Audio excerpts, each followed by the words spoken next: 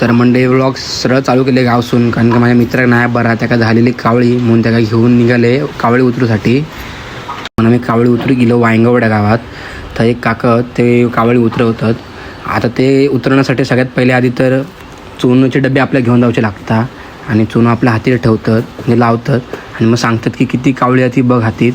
त्यांना ती समजली. ते म्हणाला की तुका 3 दिवस लागत तरी उचल लागत आणि पत्ते पण पाळूचे लागतील. काय हिंसान खाता नाही 15 दिवस. हात वगैरे चोळूक सांगला नाही त्याकानी वरसून खालता का तसे घेऊ सांगला नाही. त्याच्यानंतर आपल्याला समजतं की कावळी जागा किती झालेली. ते पण म्हणाले तुका कावळी खूप डेंजर झाली या 3 दिवस तू ये माझ्याकडे आणि कावळी उतरून घे. तर कोणा कावळी झाली असं आणि उतरूची असत ना तर मी ह्याला ॲड्रेस डिस्क्रिप्शनमध्ये मेन्शन करीन. तुम्ही पण रिक्स घेऊ नका. कावळी आली असत लगेच उतरून घ्यावा. त्याच्यानंतर मित्राक घेतलं आणि आता घरात जाऊन निघाले. तर आता मला लागली भूक म्हणून मित्र सांगले बोंडू घे. त्याच्या खालची कास थयत ठेव. त्याने आपण थयत कास ठेवला आणि बोंडू घेतला आणि आम्ही आता घरात जाऊन निघालो. ब्लॉग तुमका आवडला असं तर लाईक करा, शेअर करा, फॉलो करा. तोपर्यंत बाय.